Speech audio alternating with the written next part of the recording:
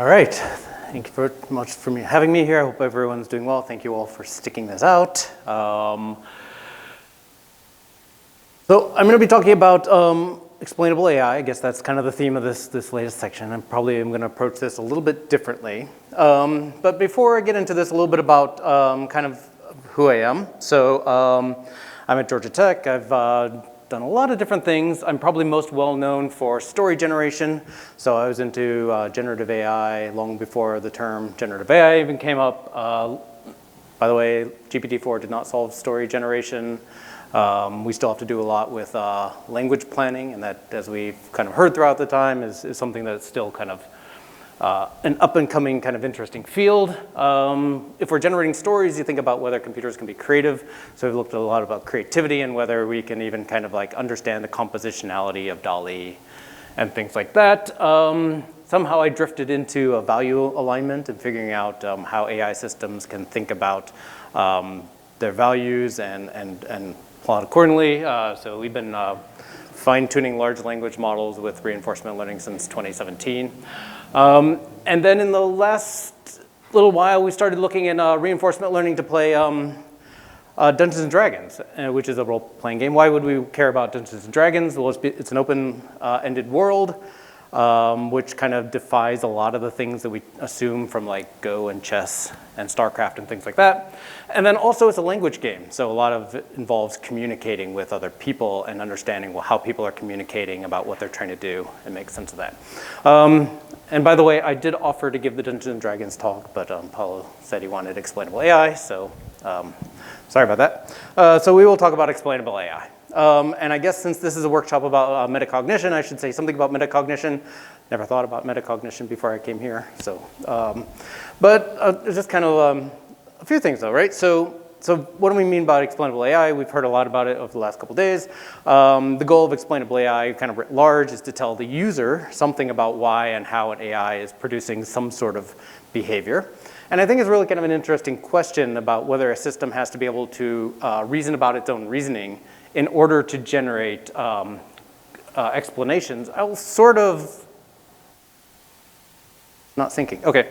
I'll sort of leave that sort of to the philosophers to figure that out. I think there are lots of reasons why we can do a lot without having a system produce a lot of useful explanations without a system having to understand itself or reason about itself. But there's also a lot of things you can do if you have that additional metacognitive power. Right? So this talk will kind of look at two ways of doing explainable artificial intelligence. The first one is we will produce explanations and we'll try to make them equivalent to what human experts would give if humans were doing the task. So if you replaced AI with a human, how would they explain what they're doing? And presumably they're giving useful information. So if we want to capture this usefulness, it comes from human data. But then in the later part, we will try to dip into the black box and try to figure out how to make sense of what's going on inside the AI system to bring a little bit of more of this out. Okay, so if you're not happy with AI system explanations that don't open the black box, just kind of zone out until the second part of the talk, and we'll get you a little bit closer there. Okay, how did I end up working in explainable artificial intelligence? I didn't really plan to do this. This is so interesting. I'm always one behind on this. Let me, it's just a sync issue here. All right, okay. Nope, this will be fun. Okay, so at some point, before I worked at Georgia Tech, I was working at the University of Southern California at the Institute for Creative Technologies, which works very closely with the Air Force, the Army research labs. And what the Army really kind of cared about was if we had some sort of virtual teammates, whether we're doing training or we want to go out into the real world, we wanted to understand what these virtual characters were doing in a post hoc sort of way. They call this after action review. So let's break down what happened during the mission, figure out who did what, why they did that, what were they thinking, why did they make those decisions, and how can we improve those sorts of situations. We were using kind of classical planning systems, causal graphs, which are really nice and easy to explain. They're white box, they're intuitively interpretable. And I looked at these kind of plans and missions as little stories, right? So this is the storytelling aspects that I like to get into. But it all kind of stuck with me, like at some point we'll have robots out in the real world and we'll have human operators that need to operate in those robots. And those robots are going to do things that they think are the right things to do, which might be different from what humans are going to do. And then how do we kind of reconcile what the human thinks is the right thing to do and what the robot thinks is the right thing to do, or at least help the human operator understand why a robot made an autonomous decision at a particular moment in time. Okay. Now, that was all in the back of my head, and then something like 10 years later, DeepMind and places like that started saying, hey, we have these big, massive neural networks. They're great. They generate images, and we're going to kind of try to figure out what they know, right? And this was the focus of Deep Dream and GradCams and things like that. So suddenly, explainable AI was back again, and of course I wanted in on the action, but I wasn't necessarily kind of convinced that just kind of looking at what these neural networks kind of knew and why they understood cats as cats or dogs as dogs was kind of interesting. What I was thinking about was, maybe these things are actually going to work and they're going to come out in the real world and people are going to start working with them and these things are going to do strange things and humans are going to want to understand what the heck is going on because they're going to want to feel safe around these things. So why is my car doing this? Why is my Roomba falling down the stairs? Things like that. How can we explain these phenomenon, these behaviors, to people who are not going to be opening at the black box, who are not going to be AI experts, who are not going to be computer science experts, right? And what are these explanations even going to look like? Natural language probably comes into this because natural language is a universal way of kind of communicating concepts, and most people kind of have kind of language abilities. But of course, natural language is also very different from like the things that we saw previously with, trying to pull things apart by looking at how images are decomposed and things like that. Now, because a lot of the things that I think we're going to have in the future are going to be involving sequential decision making, maybe not Siri, but self-driving cars and robots, within their home or whatever. They're going to be sequential decision makers. Of course, I'm going to turn everything into a reinforcement learning task at some point, right? Which are great ways of solving sequential problems. And the whole thing about sequential problems is you're trying to make a current decision by thinking about how it's going to affect the future. So how much future reward am I going to get, right? And we've heard a lot about reinforcement learning, so I won't spend a lot of time talking about this. But reinforcement learning does try to learn something called a policy, which maps states to actions. So basically, what actions can you perform in a particular state that will maximize your future expected reward? This notion of future is going to be a very important kind of theme in this talk. And what do we know about reward? Well, there's some sort of reward function that sometimes tells you whether you're doing a good thing or a bad thing or not. Okay, and so what a reinforcement learner is trying to do to get to this policy is really kind of reverse engineer something called utility, which is basically every state has a value. Or every state in action has a value, which is how good this is or how much future reward I think I'll get from here. And then if you could do this, then the problem is really, really easy. You just kind of go towards states that have more Q. Okay. So now, how do you make this explainable? Okay, so sequential decision making is really, really hard to explain. One of the reasons why is because decision is a function of future expected reward. So if you really want to explain what a robot or any sort of reinforcement learning agent is doing, you really want to ultimately be talking about what it thinks it'll be doing in the future, okay? So this would be an example of a really, really bad explanation, yet is entirely correct. Okay, so action A is best in state S because in 10,000 different training trials, action A always led to a higher reward. Can't refute that, it was probably true. But what do I do about that? It's like, okay, and? What does that really tell us? It's not actionable, right? Okay, so the problem is that when it learns these Q values, it is really throwing away a lot of information. It really doesn't know why it came up with those Q values. At some point, it was responding to different situations in the real world, but then it says, I think I know this Q value is 10. That's all I need, right? Once I know this is 10, I can make a decision about that later on. Okay, so the fact is that we're throwing a lot of information away is really kind of the crux of the issue.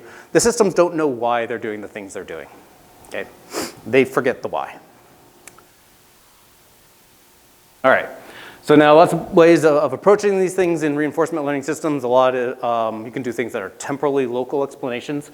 So in other words, what is the AI system attending to? And I'm gonna pick on the gradient-based approaches just for a minute, but it's not the only particular way. So something like this will backtrack through the gradients and say, all right, well, this is what I'm paying attention to, and when I see these features and these features, then I'll shoot my gun, or I'll hit the ball. So notice like here, like it's attending to the paddle and the ball, which is the sort of thing that you would expect it to see. But again, what does this really tell us about it? It's like, yeah, it knows where the paddle is, knows where the ball is. It's gonna do a good job at hitting the ball, but is it trying to act strategically? Sometimes you get a little bit of a hint, like it's attending up here. It's like, maybe it's trying to get the ball up there in that area. But it's not giving us a lot of information about what it thinks is gonna happen next, what it thinks is going to maximize its reward. So the alternative would be to do some sort of temporally extended explanations. And of course, I'm also going to turn this into storytelling, right? So explanations are sometimes stories. They're stories about if a human was talking, what would I do? What would happen if I did X, right? Or even more interesting are the counterfactuals. So what would happen if I didn't do X but did Y instead? And humans can often kind of say, like I didn't do that because this thing would have happened and that would have been bad for me. And if I did this other thing, this thing would be good for me. So they're kind of sort of talking about expectations, like pushing out into the future. So the hypothesis, the underlying hypothesis that's driven a lot of my work is that these explanations, if they're little stories, they don't have to be complicated, but little stories will be more understandable to people, but also more actionable. And especially we're talking again about people who are not AI experts, who are not going to crack open the black box and say, all right, let me retrain this thing and make it to work the way I want it to work. Okay. Title is Human-Centered AI, so I'll talk a little bit about what it means to do human-centered AI. Human-centered AI puts the human in the center. What does that mean? Is you first understand people, their needs, their wants, and once you know that, then you go and you design the algorithms that kind of address those sorts of things. So the human needs always come first, the algorithms, the AI always come second, so study your humans. And human-centered XAI in particular uses a reflective practice, which is basically a way of saying, well, let's think about what we're trying to achieve and what is actually going to be taken to achieve. Sometimes the answer is actually not to use AI at all. But ultimately, start with the humans, start with the study of the humans, and then go to algorithms next. Okay, so kind of two pieces of technical work I'm going to talk about here. First is rationale generation. You can sort of put this in a bucket of justification. So can you explain why the thing that the agent did is actually the right thing to do? Okay.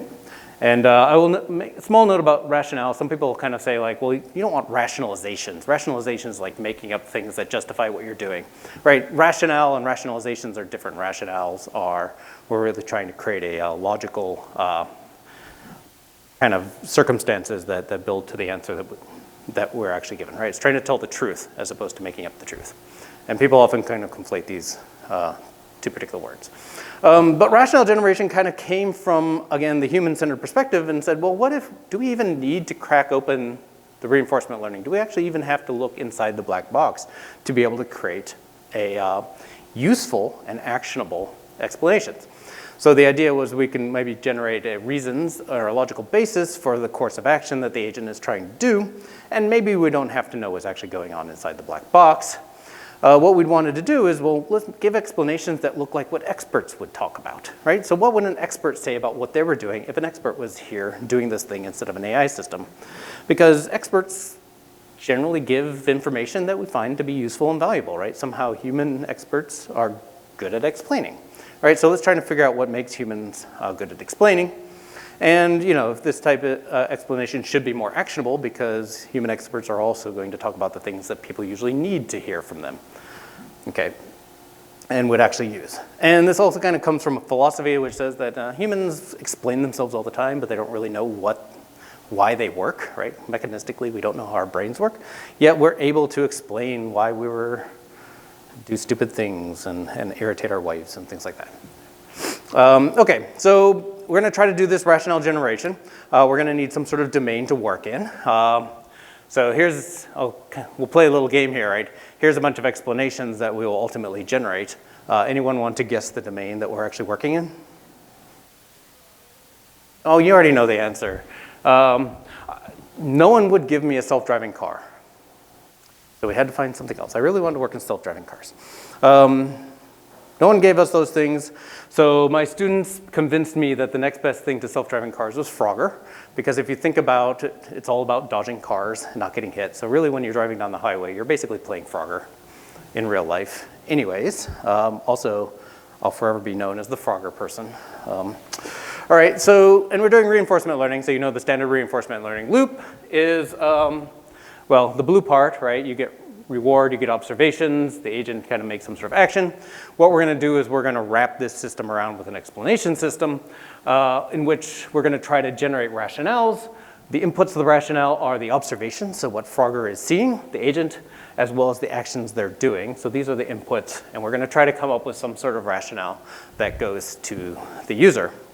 Okay, the word I just learned the other day, the term is side-loaded models. So this is a side-loaded, is all the rage in reinforcement learning right now. Of course, it's a side-loaded model that's happening at execution time, so it's pre-trained. And if you want your side-loaded models to actually kind of understand what's going on inside, you can do side-loading at training time as well, which will be part 2 of the talk. So again, hold on for more sophisticated things coming up. Okay. So we approached the rationale generation, the explanation generation, as a notion of neural machine translation. Well, let's really look at what the agent was giving us. Observations in some sort of kind of embedded space, and the actions that it was actually doing. Those are the inputs. Well, what if we just treated this as like some sort of foreign language?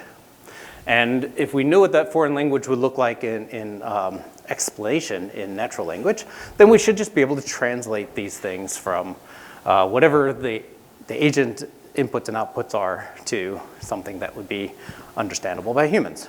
Now, if you want to do translation, you have to have parallel corpora. You need to know what's going on this side and what's going on this side. And you know, the agent is not going to give this. The agent, there's the problem, right? The agent actually doesn't know what's going on. Okay, so we actually had to go and get a little bit of data. Not going to spend a lot of time talking about this. We got a whole bunch of people to play Frogger, and we did something really horrible to them. We said every time you do something with Frogger, then you have 10 seconds to write down why you did that. This was the worst version of Frogger. Absolutely possible. Our subjects hated us, but we paid them well. All right, and then you had to, because you're typing really fast, you had to go back and fix all your errors, right? So this took hours, and again, they really, really hated us at that point, but we paid them more. Okay, and we got a whole bunch of data, basically. Now, basically, you have your parallel corpus. What's going on in the world, what Frogger is seeing, or what the human is doing. The player is the expert, and the player is also telling us what they would explain to people if someone else was watching over their shoulder, saying what would go on. Okay, then you have to train this thing. This is 2019. This is really before we have large language models. We probably do things differently. We train in LSTM, blah, blah, blah. Not too many important things to do. We did train 2 different versions. We said, oh my goodness, what's going on here? What would happen if you, we only looked at what was going on a 7x7 window around Frogger. We did that because that's actually all you need to play a good game of Frogger. Actually, the best game you can play, you restrict the information the agent has. Or do you need everything that's going on the screen? What would create the best explanation? We thought that would be an interesting question. That was not the interesting question. That was an uninteresting question, it turned out. We were asking the wrong questions. And I'll talk a little bit about that. But you can, once you have the data, you just decide what the observations are and you can train, okay? You've seen the kind of the examples of the sorts of explanations you get. So you get kind of this little bit of like, humans did a lot of this, like, if I do this, then I will be able to react to things later. I'll be in a good position, right? So they're hinting at kind of the future possibilities. So that's what humans are thinking about when they're explaining things. And our agent kind of learns to talk about kind of those future implications. Around a human subject study, what we really wanted to know was how these explanations are affecting the users. We're also very interested in trust. We didn't believe you could just ask whether people could trust these things, so we looked at the literature and said these are the kind of some of the phenomenon that might make up the components of trust: confidence, human likeness, adequate justification, understandability. And then we asked people to basically decide which explanations they look like. They could look at some of the ones that got generated by our system. They could look at human explanations as an upper bound, and then a random as like a lower bound, things like that. So basically kind of cut the chase, what are the things that we figured out? Well, unsurprisingly, people liked our explanations better than random. They're actually really close to human level. So that was kind of nice. That's not the most important thing. The most important thing was the qualitative results. So we also asked people to write down not just why they chose one system as being more interesting than another one, but we actually asked them why. And they would write down these little explanations, and we looked at these explanations of explanations, right? And said, what do people talk about in terms of why they like certain explanations better than others? People talked about contextual accuracy. That makes sense. If the explanations are discussing what's actually going on in the world, that's great. That the agent seemed to be aware of what was going on in the world. Pointing to these strategic details, so this is how it sets up the future. Again, this is an important theme. Intelligibility, relatability. And then we could relate all these back to the components of trust. Turns out it's non-trivial. You can look at the paper for all the details. But it kind of tells you like how does strategic detail relate to your sense of human likeness and confidence, which are components of trust, which is useful information if you're trying to design explanation systems. But we realized when we were going through this that we'd forgotten something. What we forgot was to really have any dimensions involving the person who was receiving the explanations. In particular, does the epistemic background of the user matter? Okay, does it matter if you're explaining to someone with a technical background who is, studying or knows AI versus someone who has no computer science explanations at all? Should they have different explanations? Do they respond to these explanations differently? Okay, so then we went on this huge, very valuable sidetrack of figuring out what do humans even want from explanations? Okay, now we needed to set up some sort of situation, so we took Frogger again, we put Frogger on Mars. Frogger is trying to deliver essential supplies to some trapped people in a Mars base. And just to give it a little bit of like, I don't know, more interesting than Frogger, right? And then we created 3 versions of the system. We're kind of interested in like, here's our agent, how does it relate to some baselines? The action declaring agent basically just says what it's doing. So I will stand still, I will move up, I will move left, things like that. And then we created a numerical agent which puts a bunch of numbers on the screen. Basically it's the Q values, right? Figuring, here's our idea, right? These are gonna be easy baselines to beat. Nothing could possibly go wrong. Could it? Nothing ever goes right with humans.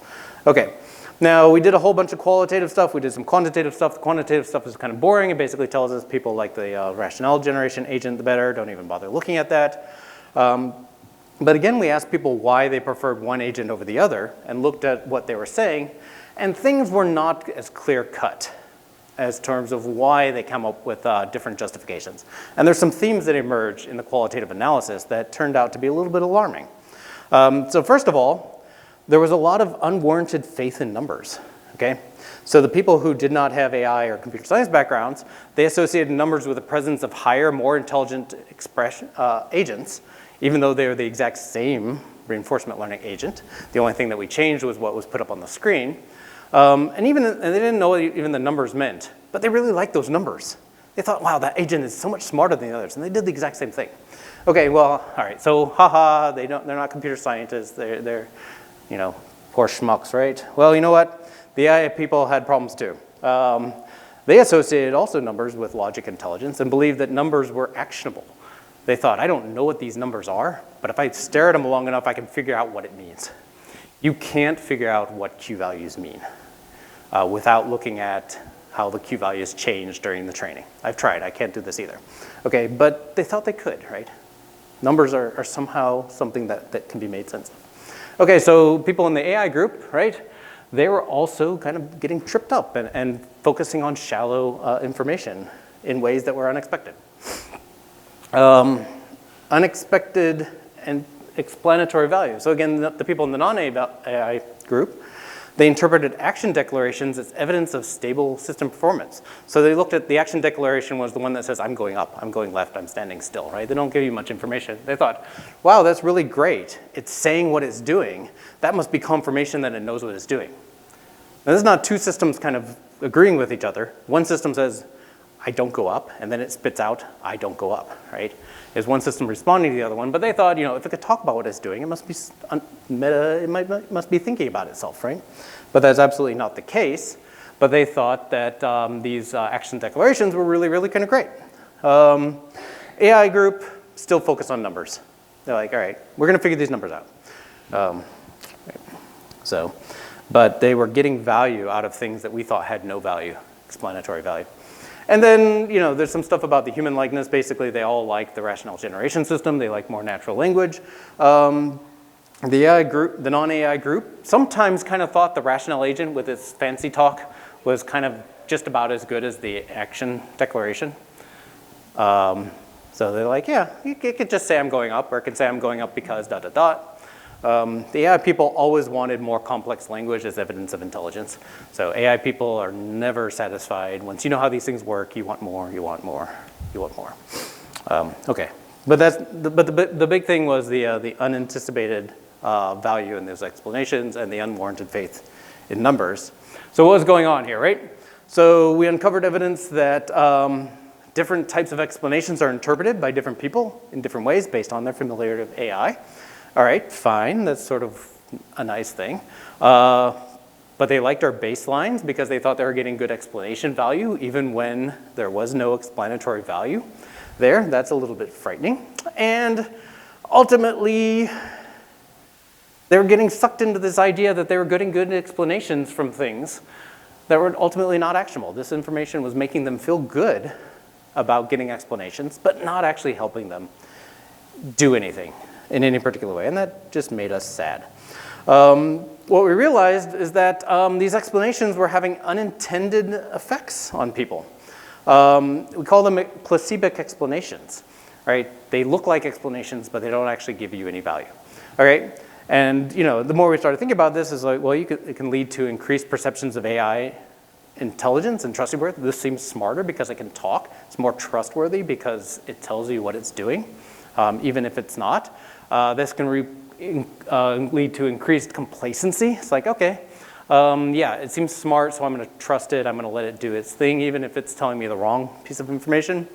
And it can also create this sense of that there's no actionable responses, right? So if it's not giving me anything actionable, I might just think, oh, there's nothing I can do about it, right? This is just what it is.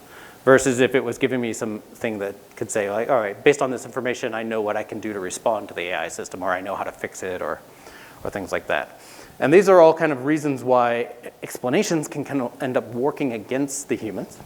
And they're going to happen if you don't understand why explanations work and how they affect your users. So really, you should study your explanations, you should study your users, and design with those things in mind. You should be human-centered first, right? And this was all kind of abstract. We talked about this in 2021. And then just a few weeks ago, someone popped up on Twitter and said, hey, look, I made an explainable self-driving car. Isn't this great? Look, here's an explanation. I'm overtaking a vehicle that's parked on the side. And you know what that is? That's a placebo explanation, right? So people are rolling these things out without really kind of understanding what they're doing with their explanations. And that's just a little bit frightening to me. Okay, now, promised a little bit, something a little bit more exciting. Let's try to get a little bit closer to the agent now and look at a little bit more of temporally extended explanation. So the rationales were temporally extended, but sort of accidentally. It's just what humans had to say. Let's actually try to do this intentionally. Okay, so remember, reinforcement learning agents make decisions based on their understanding of those decisions, how they affect future decisions, right? Local affects future, right? And these explanations, they need to provide the operator with information about what the agent's expectations are and how those are going to relate to the current action. Basically, it should talk about the things that what is it doing now, because it's what is it trying to do later. Because if we can understand what those things are doing later, maybe we can help the robot, maybe we can get out of its way, maybe we can, there might be some actionable things that we can work with. And again, I think these are going to look like tiny little stories. And I think they're going to be also counterfactual, right? So it might look like something like I chose to go up because if I went down, I might fall down the stairs. I guess it's kind of hard to see this little grid world, right? But if you have a Roomba, they fall downstairs. Okay.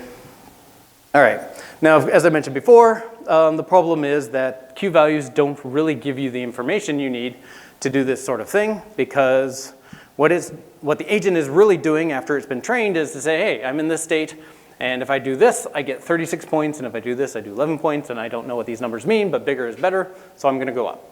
And again, you don't really want to say I'm going up because 36 is greater than 11. Again, that's not particularly actionable. All right, so we don't have that information, so we're going to have to get that information. But before I talk about that, let's talk a little bit about why I'm really excited about counterfactual explanations.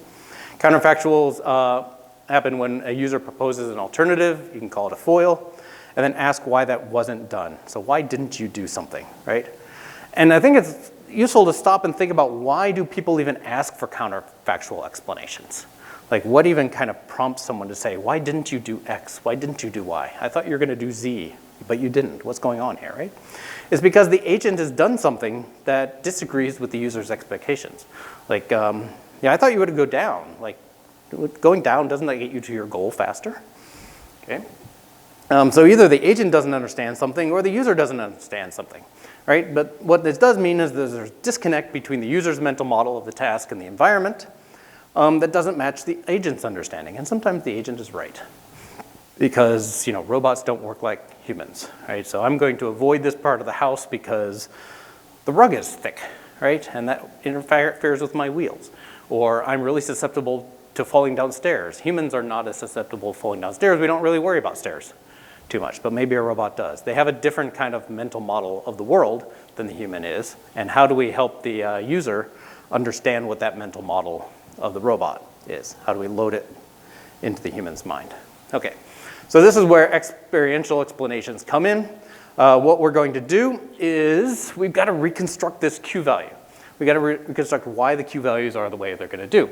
So we're going to introduce something called influence predictors, and we're going to try to figure out why certain states have some utilities that are different than others. Okay, so you can't really see the colors, but if we think about states instead of actions, some of these states have values that are more relevant to the goal, right? States around here have influence. Like, if you were here, you would have a lot of utility in terms of getting to the goal. If you were here, you'd have a lot less utility getting to the goal. And if only you could only think about the goal and no other elements of reward. So for every single reward, we're going to learn how it impacts every single state, okay? So the goal, but also the stairs, right? So you are highly impacted by the stairs if you're close, but you're not impacted if you're further away. And if there's other elements in the world that give you kind of reward information, either negative or positive, basically we want models that can tell you for any given state, how much am I influenced by this? Or another way of putting it is, if I had to get to rough floor, if I had to get to the stairs or had to get to the goal, how hard would it for me to get there? Okay. And now a user comes in with a counterfactual trajectory. And if we know how to kind of predict the influences of every single state, you can look at what the agent wants to do or what the human wants the agent to do. And you can kind of see that they're passing through different regions with different influences, right? So this is highly influenced by the stairs, whereas this is not. And so if we decide that the stairs are really kind of a bad negative influence, we should be able to talk about that. Okay, so what does the user want to do, and how have we gone into an area that increases or decreases kind of reward influences? Okay, and how are we able to talk about these things? We're going to enhance the reward function. We're not just going to give the number, but we'll also give information about why reward is high or low, like falling downstairs, winning the goal, getting stuck on the floor. These are just words that come along with the values that, remember, we create reward functions, so we can also put words to those reward functions. All right, and this is also, these predictors are also side-loaded models, but now we're going to side-load them during training as well, okay, as opposed to just during execution. All right, so what do these influence predictors do? Well, first of all, we're going to train the policy as normal. The agent is still the regular agent. You're going to train it however you train a reinforcement learning. But we're also going to kind of create an influence predictor for every single one of the reward classes. We're going to train one of these influence predictors, which is basically going to say, give me a number that is basically how far or close we are to any one of these rewards. whether they're positive or others. As I mentioned, these things are side-loaded. So as the regular agent trains, the influence predictors are watching what the agent does while it trains. So it's observing the state and the action that the policy, the main policy does. And all it's really trying to do is it's actually using the same Bellman equation here. It's just learning a single influence at a time. So in other words, what would happen if I only had to worry about the stairs? What would happen if I only worried about rough floor? What would happen if I only worried about the goal? Or whatever it happens to be, okay? So that's what these agents are learning to do. So they're just thinking about states instead of actions. And one of the important things is like influence predictors can't actually determine where the agent goes while it's training. They're just watching along. A real reinforcement learning agent, if these IPs were real reinforcement learning agents, they would also decide where the agent went as well. Give me more information about this. Give me more information about that. They can't do that. They're just kind of like, they're straitjacketed. They just kind of watch what the agent is doing, but they're trying to learn their own thing while the agent is learning what it's trying to do. Okay, once you can do that, you can generate the explanations. Again, we can kind of look at trajectories, both the FOIL and the actual trajectory that the agent wants to go to, and you just look at the different influences, right? So if the counterfactual has more negative reward influences, or sorry, yeah, counterfactual has more negative reward, you can say things like that. You can basically throw this into a template and says, well, if I go down or whatever happens to be the action is going to be, then this is what my enhanced reward function is telling me that I'm running into this influence, right? Or if it's just positive, right, you're getting less positive, but there's no negatives, right? You would tell it in a slightly different way, but it's, then talking about whether you're getting more or less from these positive influences. Okay. And you can get a little bit more sophisticated in this if you really, really want to. Hypotheses that we have going on here. The slides will actually work.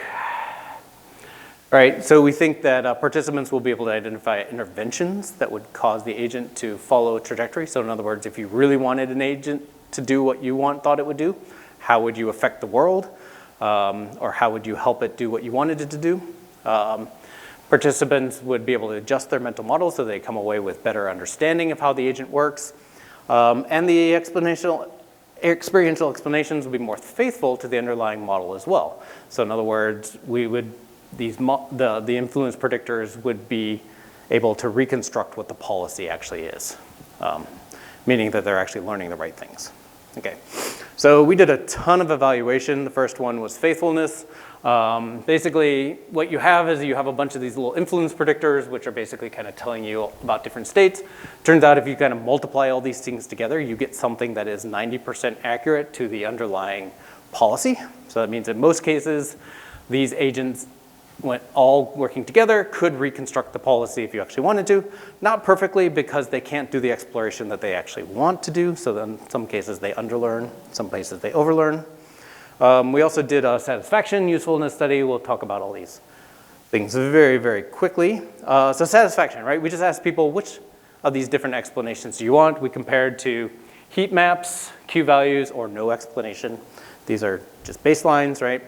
What this is telling you is these bars up here are all to the right, which means you're getting higher satisfaction values. People think they're more understandable, that they're more succinct, and give you more complete information about what's going on. So that's all great things. People like these explanations. They think they're more useful and a little bit more accurate. This one's interesting. If you ask people whether they trust, people are just all over the place. Trust, I've never asked people what trust is. Trust is too complicated to really kind of break down. All right, no explanations are trusted just about as much as any other explanation at all. So I just don't think these are even valuable questions, but we had to ask. They think these are experiential explanations are more useful, but we don't want to just take their word for them. We actually wanted to put them into a situation where they had to learn to use what they learned from the mental models.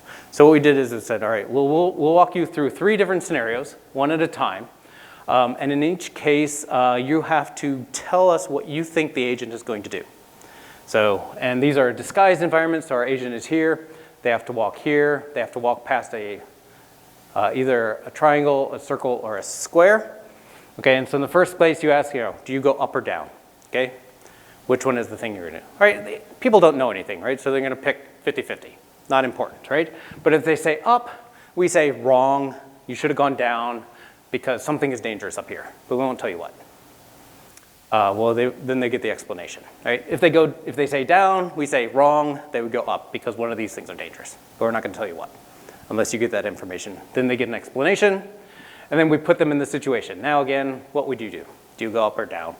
And now, hopefully, if the explanations give them actionable information, they will actually choose what the agent would really do. We're not gonna switch things around again. The first time, we just always make the person wrong. And then we do it again just to verify that that wasn't a lucky guess. And what we find is that in 90% of the time, people have figured out what is important to the agent in this environment because of the explanations versus heat maps or key values, things like that. These numbers are kind of high because you can actually sort of guess what the bad thing is after a couple tries. But in this case, we see this high jump up to say almost immediately people are able to make use of the information that they got out of the explanations. We also asked why. What was useful about these explanations? Just write down free text, and we did some analysis. We looked at what people are talking about. Did they talk about reward or kind of future goal sorts of things? Did they talk about prior behavior? Did they talk about random choice? I'm just guessing here. Did they talk about objects in the environment? Did they talk about goals or other things, right? So you can kind of code what they're talking about. Okay, so this is what happens if you have no explanations. Most people talk about prior behavior. Well, I saw it do this, so I think it's doing that. And a little bit about random choice here. The experiential explanations vastly changes how people think about the agents. Right now they're talking about, it's trying to get reward this way. It's looking out for these objects in the environment. They're really kind of talking about the relationship of the agent to the environment, in addition to getting the answers more right. And then if you look at the other baselines, whether it's heat maps or Q values, these look a lot more like no explanation. A lot of people are just saying, well, I watched what it did, and I'm sort of trying to figure it out based on my previous, just watching it, right? So in other words, they're relying really on what the agent did previously and trying to reverse engineer it themselves versus just kind of figuring out through the explanations. Okay, so this is a kind of a useful thing to say how this changes humans' understanding and behavior. And okay, so those little simple environments aren't particularly great. So we're now reconstructing the entire experiment in a Minecraft-like environment, a 2D Minecraft environment called Crafter. We've already discovered that faithfulness is still really, really high. Our experiments so far kind of indicate a replication of our studies. Well, one of the interesting things is that these experiential explanations are starting to reveal goal hierarchy. Because Minecraft is complicated. You have to do this and this and this and this. And those are going to look like influences, right? So I'm cutting down trees because I need to build an axe. So I'm being influenced by axes. And that axe is going to help me get more stone. So now I'm being influenced by stones a little bit weaker. So the explanations are starting to we didn't actually kind of plan for this, it's starting to kind of reveal the goal hierarchy that the agent has. Because they're rewards, right? Rewards are attached to goals, which kind of makes sense. Okay, so just kind of a few thoughts on kind of the trajectory of the research that's taken us through here. Explainable AI is still a young but rapidly maturing field. I don't think we've kind of figured out everything that we need to figure out. The research is still ongoing, so I always get a little bit nervous when people start putting explanation systems into deployment, because I'm not sure we're quite ready to do that. We don't always understand what our explanations are doing and how they're affecting our people. But if we kind of take it as, think about explainable AI as part HCI and part AI, then I think we're on the right track. We have to remember to keep an idea of what explanations are for, who our explanations are for. Going to be very different if you're talking about system developers versus consumers versus robot operators in the military, things like that. They're all going to have very different needs, and they're going to have different explanations and different systems to generate those explanations. I think there are generalizable properties for explanations, but we still have to figure those things out. And I think explanations, the whole explainable AI field is going to grow in importance because more and more every day we are using AI out in our real lives and with real implications, and we really want to have people understand when to trust their technologies, when not to trust their technologies. Okay, a lot of people went into work here. I'm going to mention two of these. Upal and Sarah are both on the job market, so if you like explainable AI and you want some of that in your department, you should hire them. They're excellent. And stop there and see if there are questions. Thank you.